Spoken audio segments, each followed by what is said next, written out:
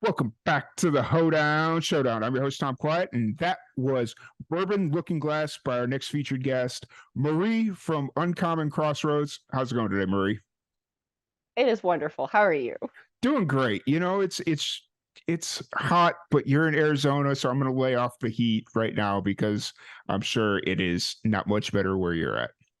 Well, Arizona wanted me to say something good about it. So is as this interview started, it is raining right now. So I Yeah, love Arizona at the moment. nice. We haven't had rain in like a month and a half, and they're talking about like Oof, wildfires, and I'm like, great. That's what I like to hear. brutal. Yeah, but excited to have you on. We were first introduced to you about a week and a half ago or two episodes ago, and we just kind of came across your music, and you'd mentioned that you had a new album dropping actually the week after we played your music. So it's like, okay, cool. Let's get this set up. So really excited to have you on.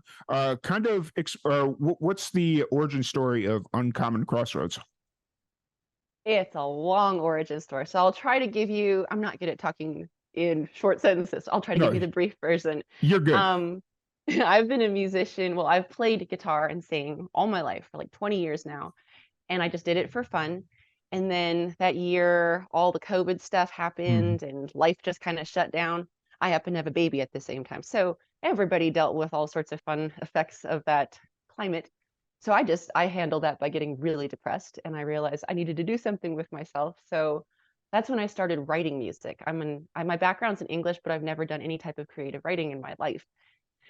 And that state I was in was what sparked the creativity. I started writing music and then I was like, these aren't bad.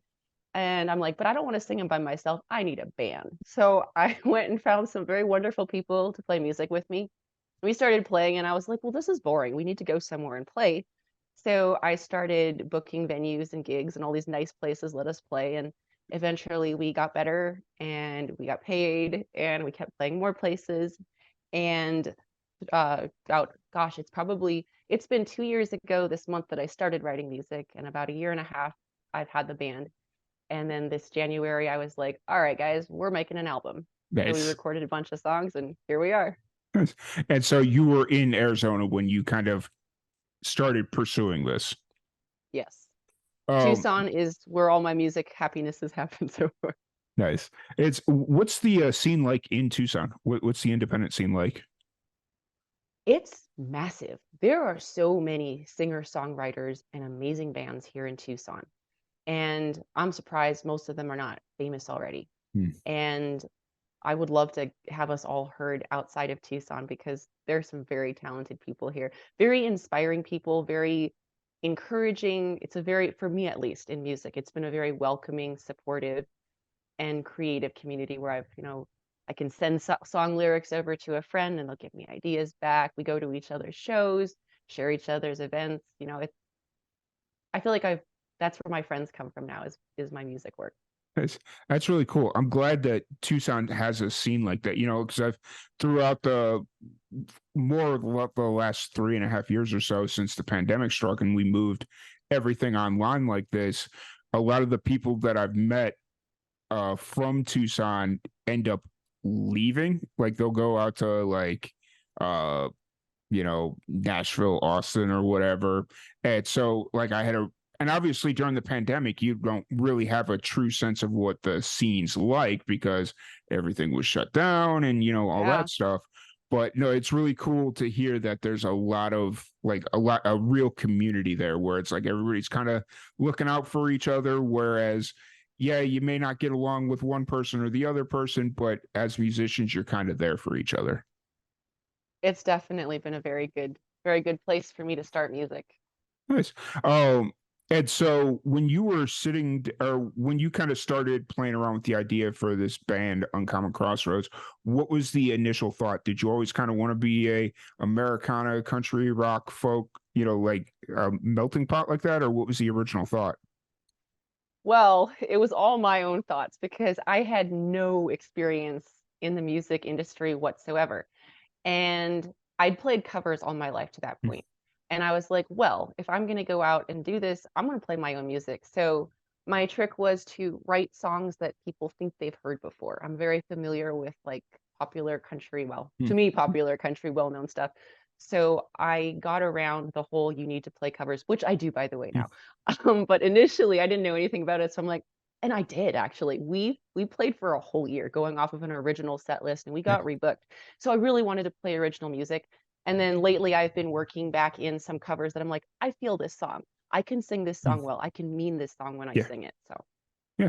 And there's nothing wrong with performing covers because even when you go oh to yeah. like even when you go to like these big headlined concerts, they throw in covers like everybody seems to be want to or everyone seems to want to play like Tennessee Whiskey or Friends in Low Play, just like all these different like classic hits, and Hmm. it's cool because they put their own little twist on it.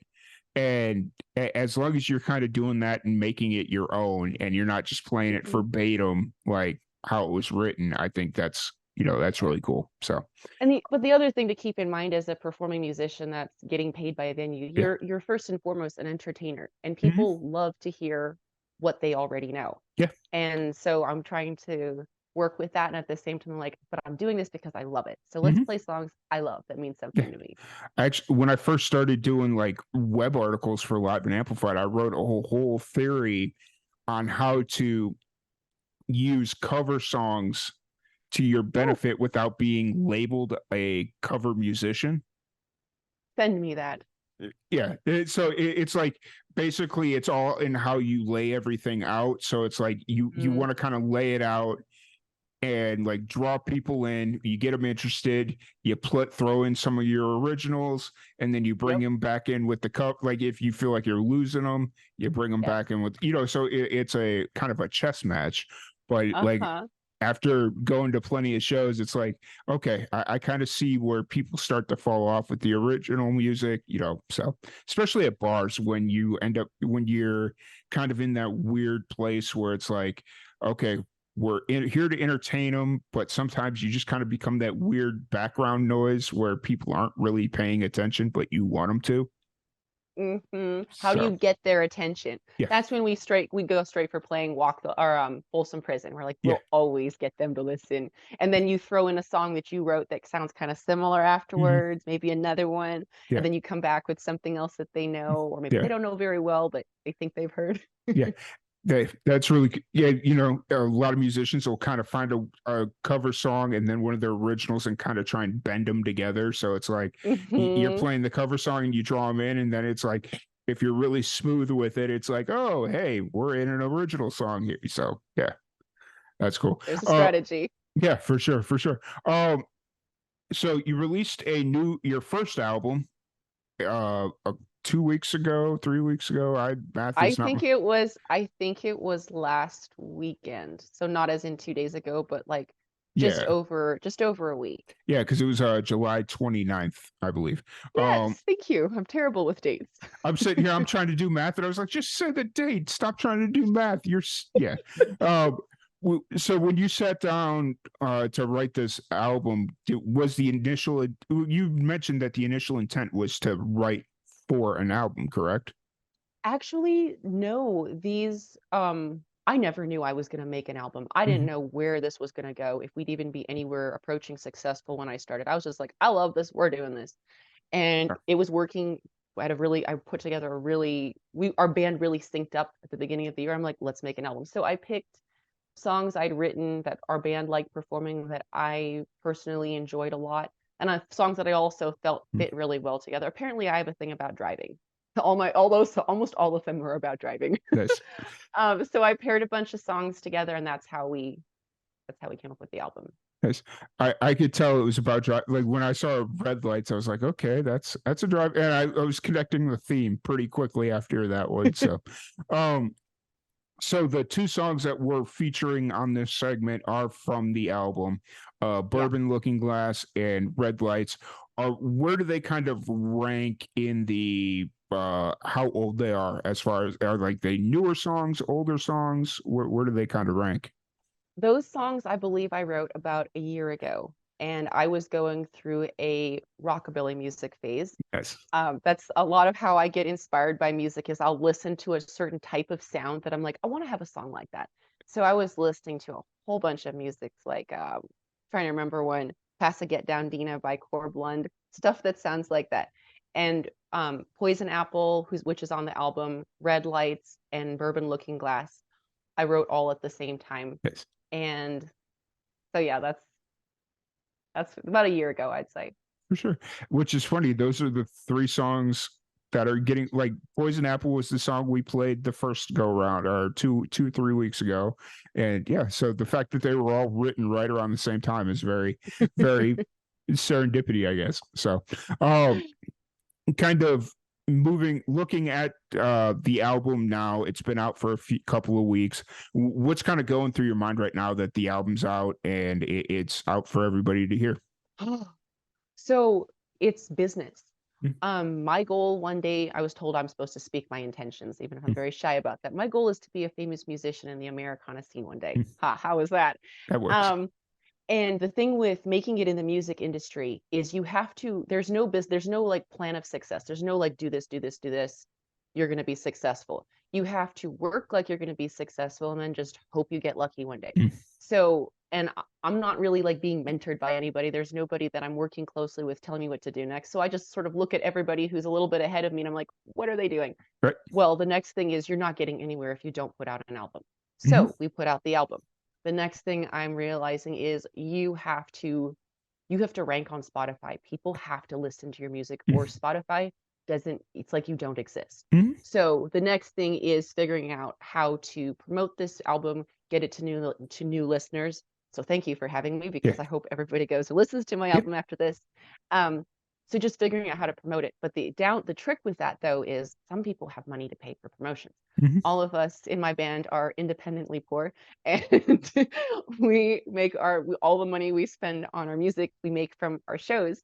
So I'm like, how do we promote this without money? So promotion is the next step. And then the reason you need to promote your stuff is because I want to book us at bigger shows. I want to open for bigger bands. I want to play festivals. I'd love to pick a management company to pick us up. And I've talked to these kind of places. The thing is, though, if you don't look like you have a lot of followers on your social media and on your Spotify, they're like, well, you can't draw. So I'm like, all right, I feel like I'm going in a circle here. We're going to figure this out. So promotion is the next big step. Well, since we're on that topic, I will give you every ounce of knowledge I've learned over the last 20 years. So, the best thing that I could tell people is to just get out and play shows. Like, that is the hands down best promotion. Like Tucson, what's within like a good 2 hour drive of Tucson? Phoenix, and then So we're already very established in Bisbee. Thank you, Bisbee people. We've been down to Patagonia. We've played in Rocky Point, Mexico. My next market that I'd like to get into is Phoenix. And to that end, I spent yesterday walking around Gilbert talking to venues. So hopefully we will be up there soon. So we're almost booked out for this fall, but we need to add new locations. Phoenix is a big one for us. Yeah, for sure. It's actually Patagonia. I think my buddy's band played there. Patagonia Lumber Company. I think that's the only place. Last summer they did a tour of Arizona, and they were like, dude, there's so many cool spots in Arizona. We want to tour it again. And I'm like, wow, like Bisbee was one of them. They played in Bisbee. Yeah, so it was like, maybe next time I'll go to them. But for Spotify, make sure you do not pay somebody to like promote, like, don't pay anybody, because that's just opening you up for a whole different headache. But playlists, we're not doing that.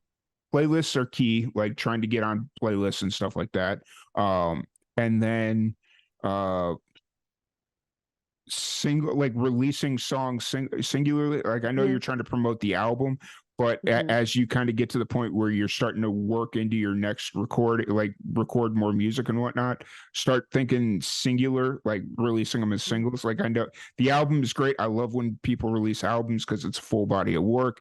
But unfortunately, in this day and age, it's like singles. That's kind of where it's got to be. And yeah, there's a whole bunch of stuff I could sit here and tell you, but people will start tuning out because it's like, yeah, we don't care. I will write you and I will ask you all these questions because I have them. I appreciate your time. Yeah, it's just one of those things where it's like, I've spent so much time over the last 7 years, like talking to musicians, that it's like I want to pass on this knowledge, and I want other musicians to pass on their knowledge and all that stuff. So, yeah. Um, so as you kind of look forward, expanding out into new markets, that's something that you're into and you're looking for. How often are you playing shows right now? Is it like several times a week, couple times? Like, how often are you playing right now? So January through May, we were doing 1 to 3 shows a week. The summer we slowed down Hmm. because Tucson kind of slows down. So we were Yeah, doing like one a month, something like that. And also I have family stuff. yeah. My drummer had family stuff, guitar player too. So in this season, we're right now, we're booked about almost every weekend through December. Um, we're trying to balance it out because like in real life I have 5 kids that I homeschool too. Hmm. So my husband's like, you should be home. And I'm like, yeah, Yeah. how am I gonna do this? And so anyways, we're trying to balance that out. I'm looking actually at um because there's also like an issue of oversaturation. If you Hmm. play the same market too much at a place where people can hear you for free, even if the venue's paying you, Yeah. they're never gonna go buy tickets to see you. Yeah. So I'm trying to balance that out with um making money, getting heard, all of that Yeah. stuff. So I'll figure it out. And I think how I'm doing that is I'd like to go to different places to play that we Hmm. haven't that are outside of Tucson. I want to go on tour actually Yeah. one day. I want to go to Texas. I want to go to Nice. Colorado, and I want to get back up to New Mexico. We'll Nice. see where Yeah, we go from there. for sure. Just getting out and doing it is the best way. Like, there's so many places in Southeast New Mexico that I know are always looking for musicians, and whether they're paying or not, I can't speak to that because that's not my business. But they're always looking for musicians. So, I will talk to um, you. yeah. Uh, so one thing we're gonna do here before we wrap this up, it's been a little bit since I've played this game, so I hope you like playing games. Depends what it is and if I'm going to lose. No, there is no winners, there are no losers, so I guess that's kind of defeats the purpose of calling it a game. But anyways, this is I'm called in. this is called That's So Random. And I have a random question generator, and I'm going to ask you 5 random questions that the generator thinks is Please say there's no appropriate. wrong answers. No wrong answers. So if Okay. you're ready, we're going to play That's So Random. All right. What movie have you gone to see on opening night? None. I can't afford it and I can't get a babysitter. Fair. Very fair. When listening to music, do you listen more to the lyrics or to the instruments? I love that question. I probably hear the beat first. For sure. Awesome. You're a genie who is incredibly bad at granting wishes. Unfortunately, you're still compelled to grant whatever wish your master demands. How do you grant the wish, make me the ruler of the universe, through practical means? Okay, I'm very confused by that question. Oh, jeepers. I feel like I'm going to say something inappropriate. I don't know. Um, make me the master of the universe through practical means. Master of the universe. Play on words. Give him a job at Universal Studios. I don't That know. works. That works. I'm good with that. Uh, what 4 apps do you use most on your phone? Ugh, easy. Facebook every morning, promote my shows. Instagram, um, Time Tree to check on my calendar. And what's the other one I use all the time? Oh, Spotify for artists to watch my numbers go up. I wish I had the podcast or Spotify for podcasters on my phone, but it's just I'd sit there and lose so much time trying to figure out why my numbers aren't going up like I want them to. But Mine are. Our streams are at over 1,000 in 1 week nice. for that album. And I'm like, oh my God, I don't know how this happened, but look at it. That, that's amazing. That just shows that people are listening. So Yeah. that's cool. Thank you, people. And then final question, what's your all-time favorite TV show? TV show. Oh, that's tough. I love shows. Do I have to say just one favorite? Mm-hmm. The show you can't Oh, miss. You s- time TV shows. Well, they're over now. Um,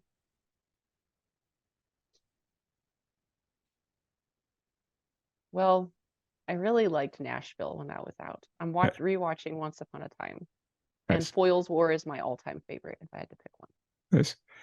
Actually, that when I was living in Bowling Green, Kentucky, I lived in Bowling Green, Kentucky, and I would get emails once a week from a casting director saying, "Hey, we're looking for extras for Nashville."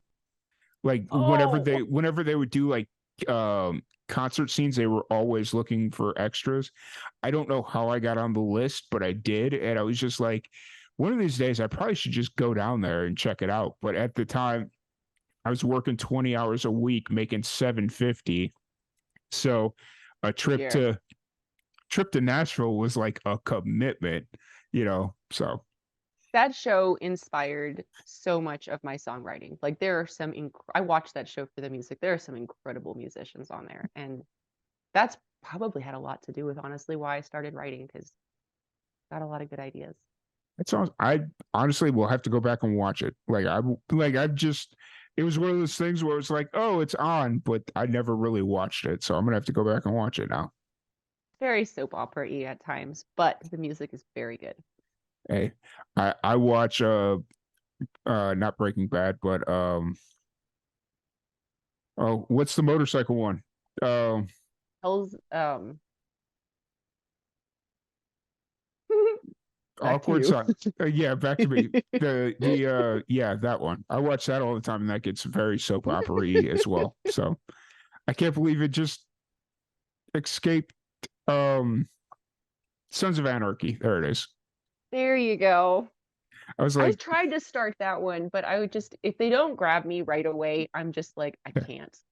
it took a little bit to get me into it, but it was one day I was sitting there, I was like, I've got nothing to do today. Let's watch this. And I sat there and just started watching the episodes, and it was like, oh, okay, now I need to watch the rest of this. And little did I know there was like 8 seasons. So Okay, that's the reason I should watch it because I love it when they go on forever. I have yeah. like problems with closure, and I'm like, no, I don't want to watch a show that there's just one season. I need like 10. Yeah.